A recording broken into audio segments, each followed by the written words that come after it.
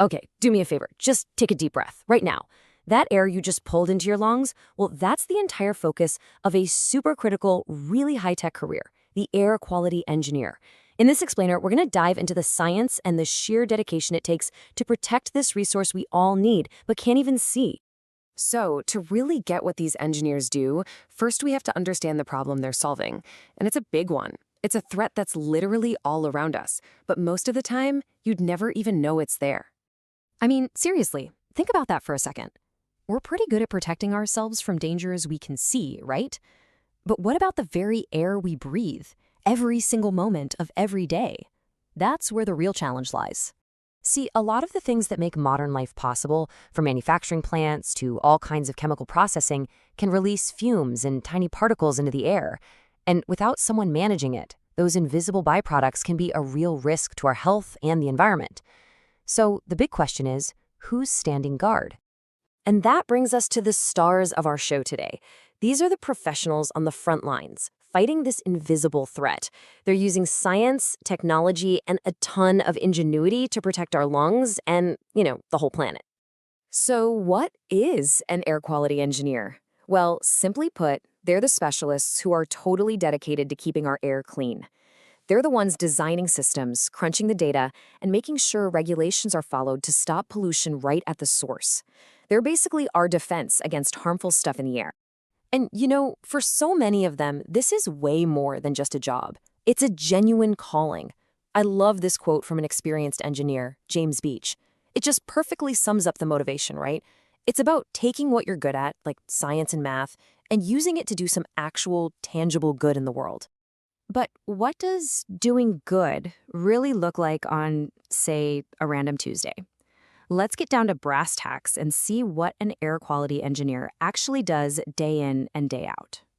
What's really interesting is how the career itself changes over time.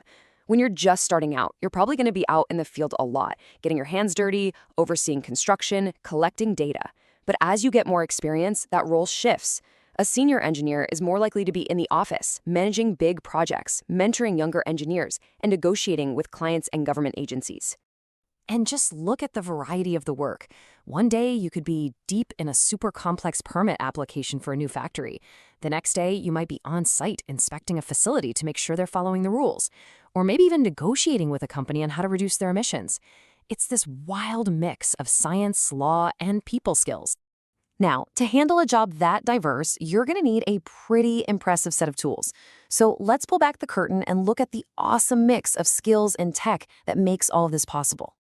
And you can forget the old stereotypes. Yeah, a hard hat is sometimes part of the uniform, but the modern air quality engineer is also a data wizard and a tech guru. They use some seriously sophisticated tools to predict and manage air pollution. Okay, so one of the most powerful tools in their arsenal is something called an atmospheric dispersion model. Now, that sounds super technical, but here's the simple version. It's basically a computer program that acts like a weather forecast, but for pollution. It simulates how nasty particles or gases are going to travel through the air based on things like wind, temperature, and even the shape of the land. So how's it work? Well, first, the engineers grab a ton of detailed weather data. Then, and this is key, they add in super detailed terrain info because a big mountain or valley can totally change how air moves. They feed all of that into these powerful computer models, like one called AirMod, which is a big industry standard. The model then spits out a prediction of where the pollution will go. And with that info, they can recommend the best ways to control it before it's even a problem. So cool, right? And this is so important to remember. This work isn't done alone in a lab somewhere. It's a huge team effort. A fantastic example of this is the Sam Hay project. It actually brings scientists, teachers, and even students together to monitor and understand the air quality right there inside their own schools.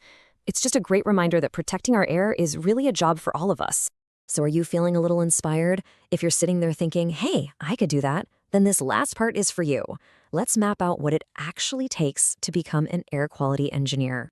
The journey really starts in high school with a solid foundation in subjects like math, physics, chemistry, and biology. From there, you'll need a bachelor's degree in a related engineering field, usually environmental, chemical, or mechanical engineering. And then after you graduate, your first big professional step is often getting certified as what's called an engineer in training, or EIT. Now, it's definitely a challenging road, but it's also a really rewarding one. And I'm not just talking about the satisfaction you get from protecting people's health. The career is also financially stable. The median salary for environmental engineers back in 2022 was over $76,000. And as you think about building your own career, remember this fantastic advice from Dr. Riss Archer. Don't box yourself in. Go after the things that genuinely interest you, whether that's coding or public speaking or something totally different. Those unique skills will give you a perspective that makes you an even better, more valuable engineer. When you really boil it all down, air quality engineers are designing the very world we're going to live in tomorrow. A world with cleaner air, healthier communities, and a smarter relationship with our planet. So that just leaves one last question for you. Are you ready to be a part of it?